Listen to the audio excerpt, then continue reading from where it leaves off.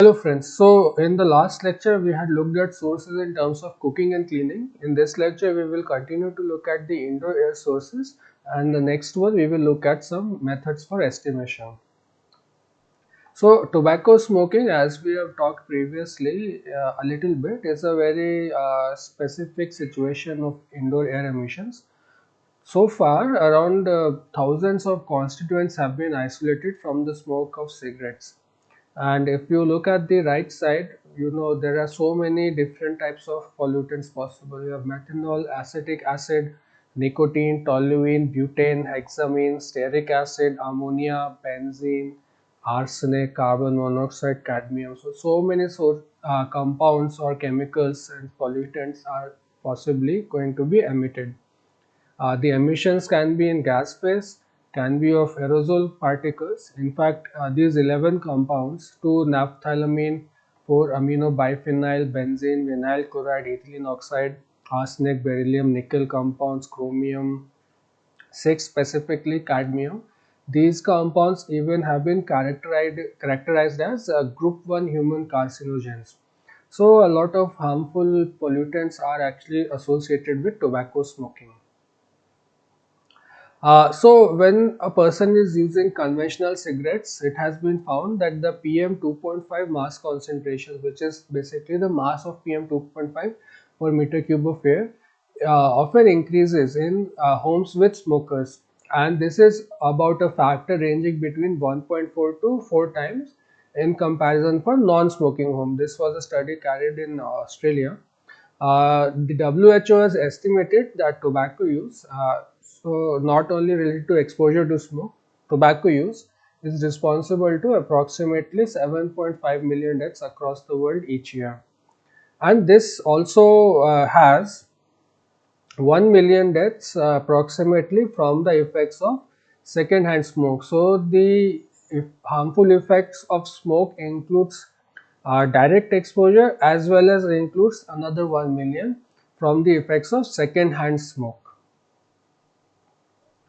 So a lot of tobacco traces such as chromium, nickel, arsenic, cadmium, lead have been observed, and basically they have been observed to exist in the fine particulate matter fraction. So generally less than 1 micrometer PM fraction. Cadmium, cerium, lanthanum concentrations have been found to be 5.5 to 30 times higher in smoker containing households compared to the non-smoking households. So even so-called heavy metals are much higher in concentration in smoking households. Then we have second-hand smoke, but we also have the third-hand smoke, which basically exists long time, which is days or weeks after the cigarette has been extinguished. So first-hand, second-hand smokes are over. Even third-hand smoke is now an issue. So smoking actually causes exposure to a lot of pollutants and over a very long period of time. So in addition to conventional cigarettes, we have e-cigarettes now. So the emissions from e-cigarettes are affected by a lot of many intrinsic factors, which includes actually the type of e-cigarette itself, the temperature of the heating coil, the power voltage, and the e-liquid compositions. So generally high concentrations of PM 2.5 have been reported to be occurring when e-cigarettes are used in an indoor environment. PM 2.5 concentrations can reach more than 1100 micrograms per meter cube, which is approximately 75 times higher than the WHO's recommended 15 microgram per meter cube limit for a 24-hour outdoor concentration exposure. So uh, of course, here this 1100 is not a 24-hour average, but still we know, we can see from these numbers that such kind of smoking can cause short-term increase, and maybe if the ventilation is not very good, there is a potential for the exposure to be higher when even considering the 24-hour average. Then electronic cigarettes also affect not only the mass but also the particle number concentration. So number of particles in any size fraction, and also of course the mass of particles. Although to a much less extent than the tobacco smoke. So tobacco smoke primarily is influencing the PM mass concentrations. For electronic, we are also having a lot of influence on the number concentrations. So smoking was a specific case in an indoor environment. Now we will move to basically a completely different source, in that it is not a point source like cooking or smoking or cleaning. It is human occupancy itself. So human occupancy can contribute to indoor air quality in many different ways. So here we have some illustration, which is we have people. Now people, when they take do respiration, there is CO2 emissions. Then when people move in on the floor or smoke or maybe burn candles, there is particulate matter emissions, some gaseous emissions, and also resuspension of particles. Basically, by movement of people, there is dust being resuspended.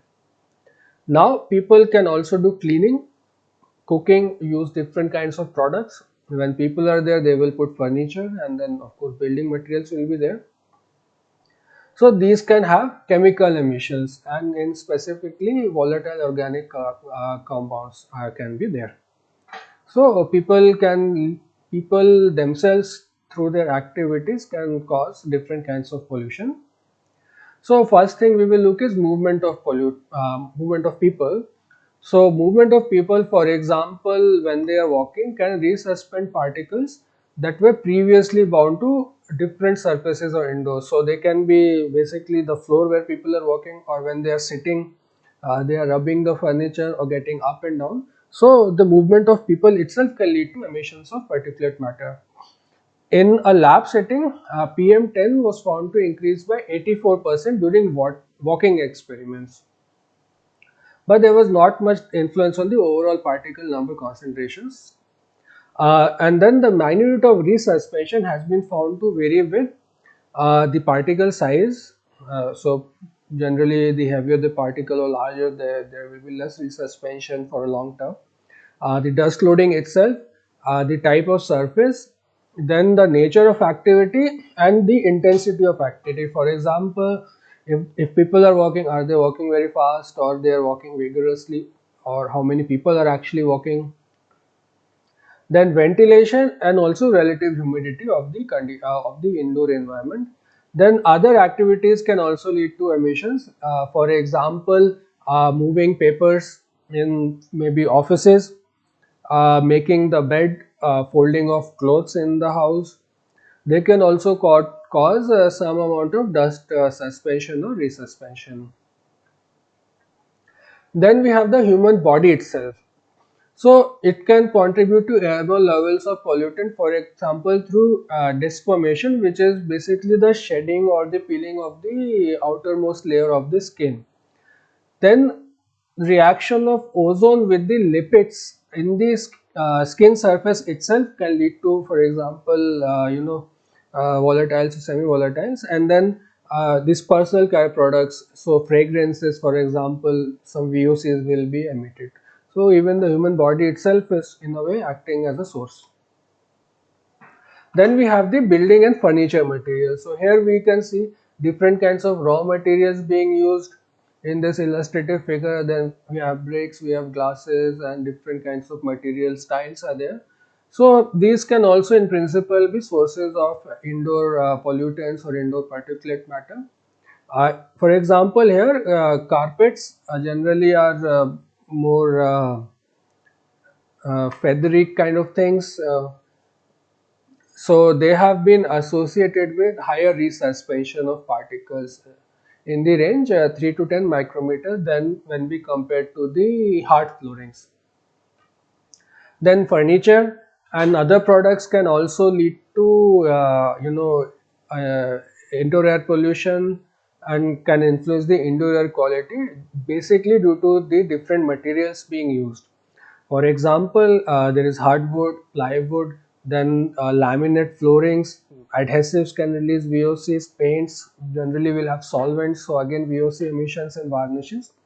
So there are a lot of emissions possible from the furniture and other products in a building, and generally they will particularly contribute to VOC concentrations. Also, many materials which are commonly found indoors have been again found to have potential to emit formaldehyde, so another VOC. Then we have phthalates, which are used as plasticizers to improve the flexibility of polyvinyl chloride products, and we have brominated flame retardants. So generally they are added to different materials to increase their fire resistance. It can be walls or carpets or upholstery. Generally it is to make the material more resistant to fire, so to speak. So we have these chemicals. Then overall the emissions of hazardous chemicals from residential buildings have been reported from building materials, different kinds of building materials. We can have wallpaper, then flooring, paints, adhesives, and furniture such as sofas, wardrobes, and desks. So a lot of possibilities are there. So we had the houses and buildings. Now we have a special environment which are sort of offices and schools, and you can say also universities. So basically this is an indoor academic building. This is a classroom picture. So there is, the background is that several studies have reported that there is a decrease in performance of like students or office workers due to poor air quality. Often it can be due to lower ventilation rates. So the pollution that is indoor is not flushed out very frequently. So lower ventilation rates, and we have poor air quality, and that may lead to decreased performance of people. Now, both offices and schools generally operate during daytime as a general rule. So, the outdoor emissions are also at their peak often in those times, and they may infiltrate indoors if windows are open and there is ventilation. So, in the first point, the low ventilation is a problem, but in the second point, if the outdoor is polluted, it will bring the pollution indoors. Also, it has been found because the offices and schools are generally more occupied during the daytime.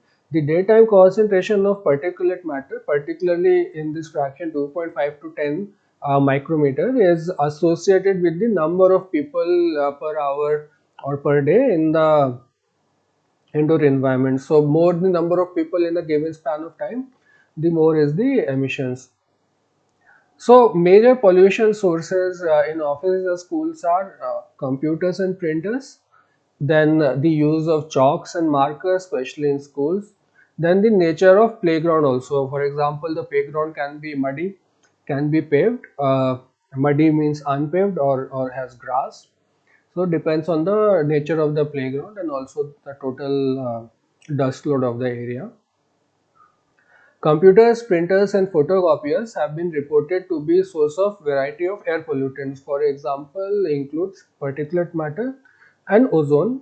Then contribution from chalk. When we write on the blackboards, the chalk is used, and that can also lead to some emissions. And generally, it has been found to have lead to high concentrations of calcium and strontium because of the composition of the chalk.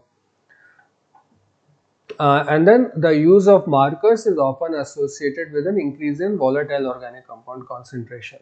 So, because the marker itself has a sort of a chemical inside.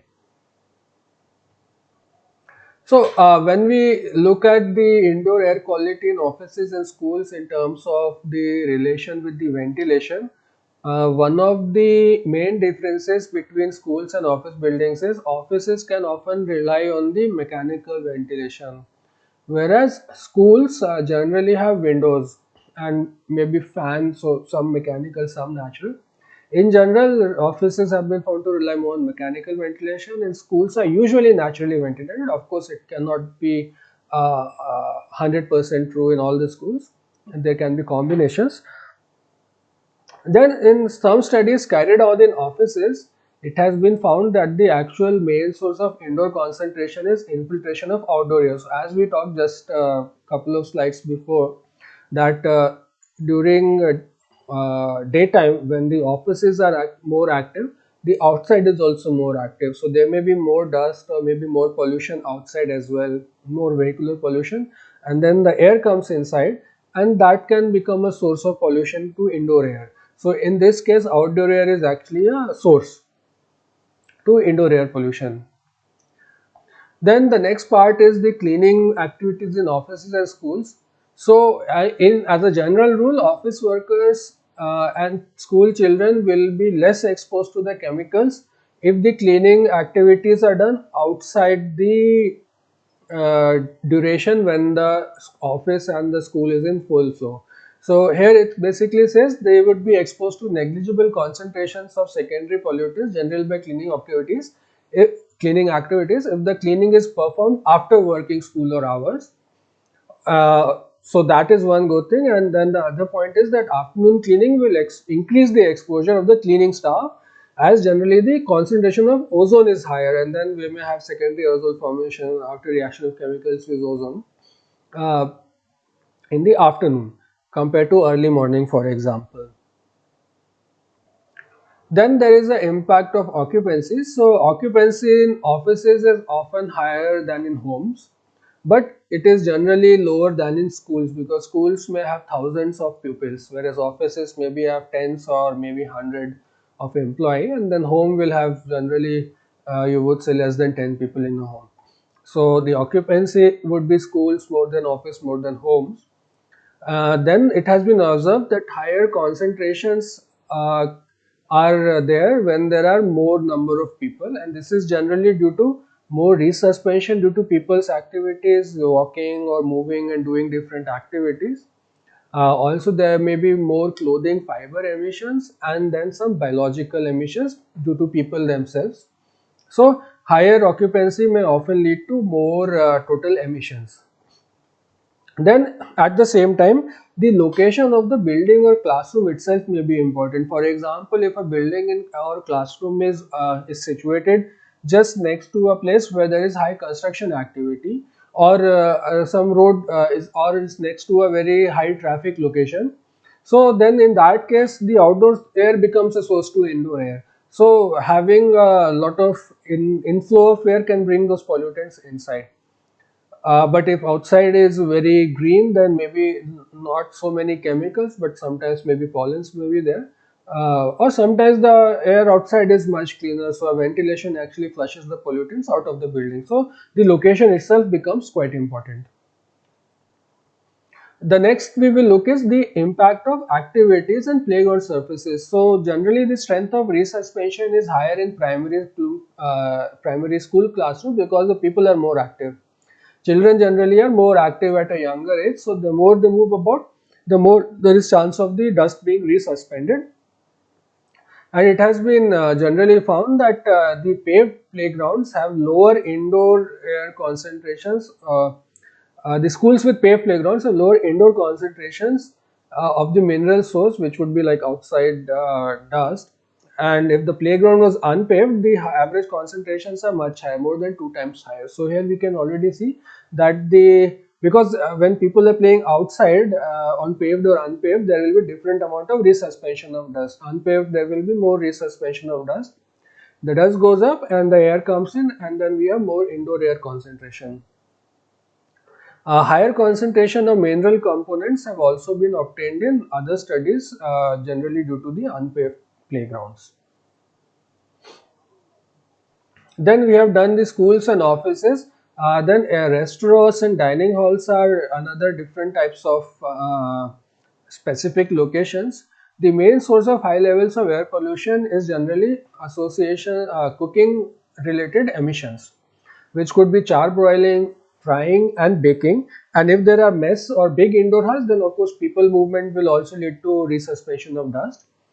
Higher emission rates are derived from high occupancy rates, because then of course, as I just said, it will be increased resuspension, and also body emissions can be expected because the human themselves may be contributing to some sort of emissions. So this is the first two are related to the cooking activity and the occupancy. The third is the behavior of the consumer, the behavior of the guest, for example, which is smoking. And it has been found that smoking ban in restaurants and bar has actually led to more than 85% reductions of PM mass concentrations in indoor air. So that's a very substantial amount of emission reduction. It has been found that concentrations also in the restaurants and commercial kitchens are higher than those observed in homes and domestic kitchens, because the activity rate is quite different, and also different kinds of food items will be cooked in restaurants and homes, whereas restaurants and commercial kitchens as compared to homes and domestic kitchens. And maybe it's a combination of grilling and frying and baking, whereas home would be much more limited amount and limited in scope. Mean particle number concentrations in restaurants have been reported to be 12 times, so more than 10 times higher than the concentrations in the homes, and almost 1.5 to 2 times higher concentrations of respirable particulate matter NO2 have been found in restaurants during the meal preparation. So basically the amount of activity and the cooking is much more in restaurants and commercial kitchens as compared to homes. Then, as we mentioned previously, smoking bans have led to much better air quality in the indoor air of restaurants uh, around the world, actually. So there is considerable reduction of particulate matter mass of an above 85%. Then another special case of indoor setting is the fitness center. So this is like a fitness center with some windows which may or may not be open. And the main indoor source in fitness center is generally derived from human occupancy. So this could be like reactions in the scale oil itself, then the respiration. If people are using personal care products, again, then they will lead to some sort of emissions. And then when people are moving around in the gym, then there will be resuspension of particles. And many times, especially in indoor gyms, the ventilation may not be that good as well. So that means all the things that are emitted tend to be resuspended, because the people just keep on moving. So fitness centers become a special location of human exposure to indoor air pollution. Then so that's human occupancy itself. Then cleaning of the infrastructure within the fitness center, such as equipment and floors, would require a use of chemicals, and often many chemicals, or because the equipment are quite many, and then there are floors, the area is quite a lot. So the cleaning chemicals will also be used to a more extent than, for example, a home. And these chemicals can again potentially contain harmful VOCs, may not necessarily be the case, but then these VOCs can be released in the air when the chemicals are used, and then the people, if they are there or they just come after cleaning, or the ventilation is not occurred that much, then they will be exposed to these kind of chemicals. And then when these chemicals are exposed, then of course these harmful fumes or aerosols may be inhaled. Fitness centers generally have a lot of conditions that promote the increase of CO2 concentration, basically due to the number of people and their metabolic levels. So CO2 levels will generally rise when there are more people, when they are exercising a lot, so they are inhaling and exhaling, and also when their ventilation is actually poor, so then that does not flush the CO2 out of the room. And then in fitness centers, occupancy is, in addition to CO2, it has also been found to have influence on the PM10 concentrations. Then within different indoor skating environments as well, it has been found that gymnastic halls and climbing centers have more PM10 concentrations, and some of it could be also related to the powders that is being used in climbing centers to sort of uh, not make the hands very sweaty, and that may also be a reason where we have more PM10. And then there is also a direct relation between the indoor concentrations of coarse PM and the number of inhabitants in the gym, as we also found in other kinds of fitness centers. Addition to the chemicals and PM, there will be accumulation of moisture in the gyms due to excessive sweating, and also because people in some places have the possibility to take showers. So we will have excess moisture, which will then lead to development of bacteria and potential mold growth in the space. So then chemical particulate matter as well as the microbial exposure becomes a possibility for fitness centers. Then we have now another kind of emission locations, which are saloons. So there are different activities in saloons. So for example, organic compounds can be emitted from dyeing activities, drying and other activities or for hair care. Predominant VOCs have been found, which are aromatics such as toluene, xylene, terpenes, ester ketones, and several others, and some of them are actually toxic and harmful. All of these chemicals then contribute to the emissions of volatile organic compounds. It has been found that the average concentration of total VOCs is often more than 2 times the reference concentration of VOCs in other indoor settings. So, there is a source of VOCs in saloons. Also, high ammonia concentrations have been found during the chemical weaving of hair. Then nail saloons are even another source, because or saloons where nail care is done, because the product used in nail saloons can potentially contain a large array of toxic VOCs, and these can be like solvents, these can be pigments, adhesives, can be plasticizers, resins, and acids. So there are a lot of potentially toxic compounds that can be used in nail care products, and some of them can also be released or volatilized to the air. It has been found that concentrations of VOCs and PM2.5 were substantially higher when performing nail service compared to when not performing nail services. So VOC is reduced from 11,000 to 600 when the nail services were not happening. Same PM2.5 reduced from 24 to 10 micrograms. So basically the activities that take care of nails are generally found to emit lot of VOCs, and also can lead to more PM2.5 emissions. So, nail saloons or saloons where nail care is done also become an important source for indoor air pollution. So, in summary, now we have looked at a very wide variety of potential sources of pollutants to indoor air. Now, in the next lecture, we will continue on and look at simple numerical methods for estimating emissions to indoor air.